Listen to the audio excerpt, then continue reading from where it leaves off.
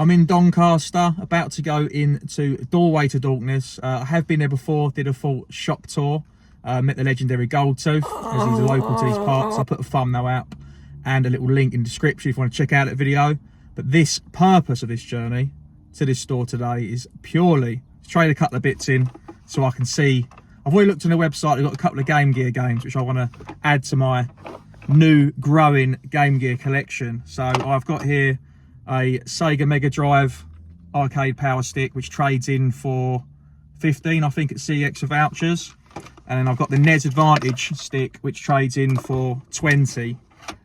So I'd get 35 in credit at CEX. Obviously it's an independent store, I'll be happy with 30 quid that I can get a couple of Game Gear games, I'm hoping, without actually spending any money. The NES Advantage stick actually does come with a box, but there's no inserts and it's pretty battered. So if I took that to CEX, it would be priced as unboxed anyway, so I'm not expecting to get more for these. But yeah, the power stick for the NES is cool, but I like the NES controller. I don't get anything out of using that. And then with the power stick for the Mega Drive, yeah, I prefer the, if I'm going to use anything different, I prefer the 6-button 8-bit pad I think I've got.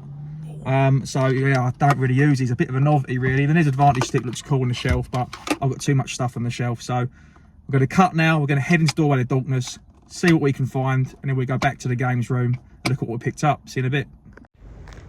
There's free parking outside Doorway to Dorkness, just outside, and the neighbouring streets, which is really handy because I didn't want to get my Lamborghini scratched, and my cameraman didn't want to scratch his Aston Martin either, so that was a relief. Found the Game Gear straight away. There's a little bit of footage here only. Obviously did a shop tour not too long ago, and it's a busy Saturday. I didn't want to bother and cause a nuisance to customers. When I do shop tours, I try to go in at its less busier periods, not actually in their peak. There was plenty of Game Gear games here which took my eye.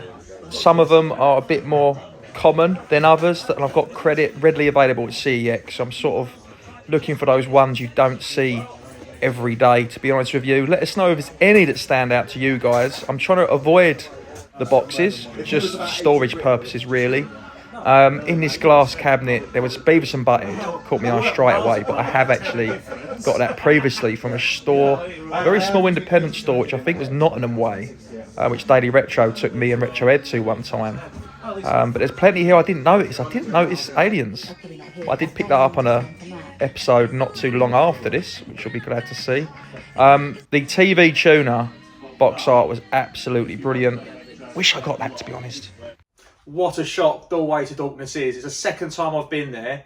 Absolutely great shop. They're really, really friendly. If anyone wants to check it out, I'll put the address and any way you can get in contact with them, website links. I think you can order online and they ship to your house if you're UK based. I'll put as much information as I can. They're really, really great guys. Everything's really neat and tidy. This is the second store they have, and they're constantly buying stock and buying games collections. So while I was chatting to the two lads in there, they were saying about trying to get another bigger place.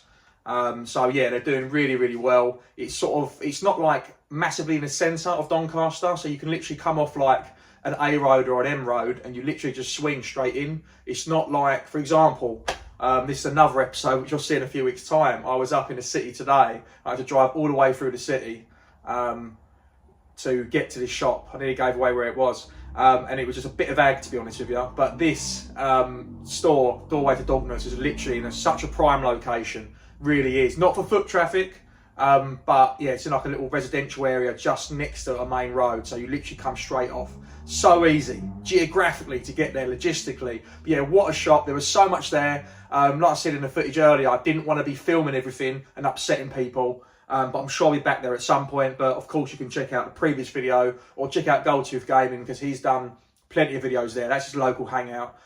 He's down there like twice a week, I believe. So yeah, really, really good store. There was a lot of games there. I'm trying to be picky, so I've got credit with CEX for days. And when that's low, I'll trade something in. The Game Gear games are pretty cheap. You can get a half-decent Game Gear game for under £10. You get a decent Game Gear game for £10 to £20.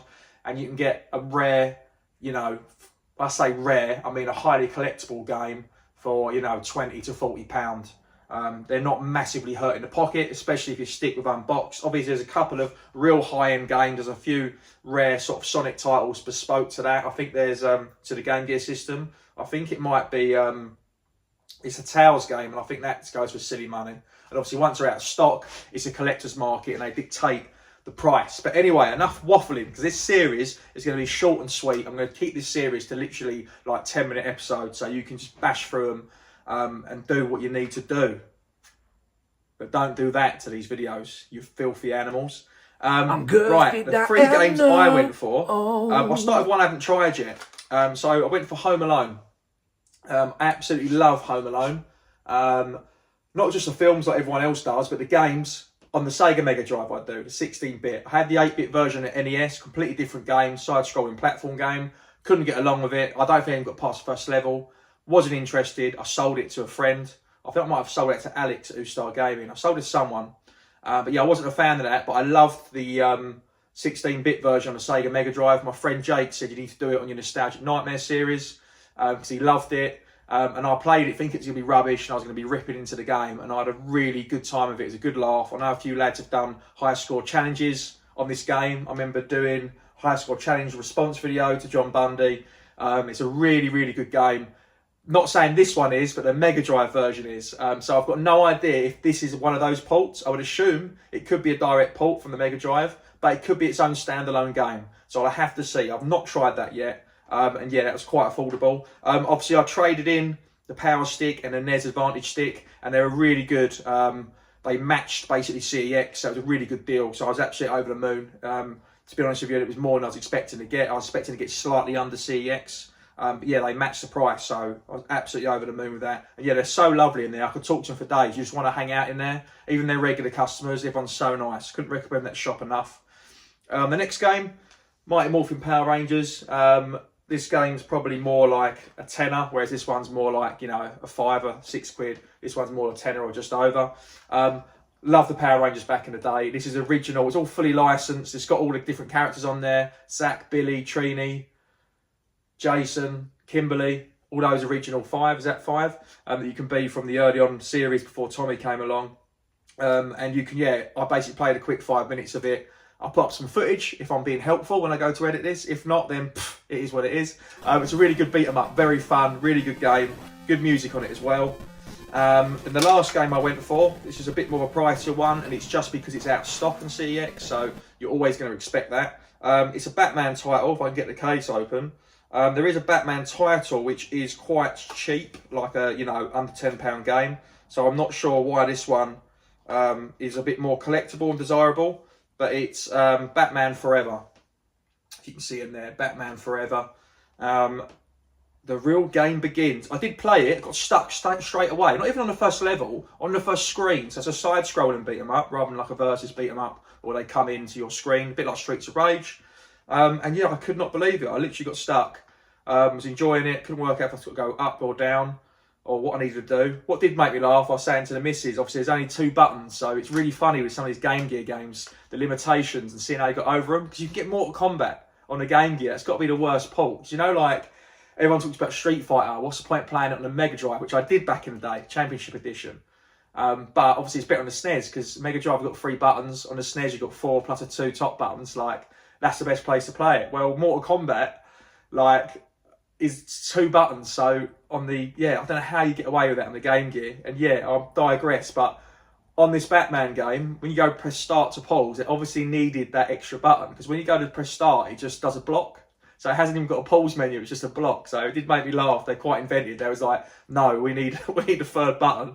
So they use the pause. So yeah, Batman Forever. So guys, let me know if you played in these games, Mighty Morphin Power Rangers and Home Alone. This is the first episode to the start of a very good series. I'm going to be going around everywhere, basically just on my travels in general, not purposely going just to these shops, but while I'm out and about at weekends doing things that I'm doing in different towns and cities, I'm going to go to as many different retro gaming shops, CEX shops, just looking purposely for Game Gear. So let me know if there's any games you think I need to pick up, and if there's any games from the footage which I didn't pick up, which you think I should have done, then of course let me know. But I'll see you guys soon. Cheers. Brenda, the 2 of us need look no more. I've got all the girth you're looking for.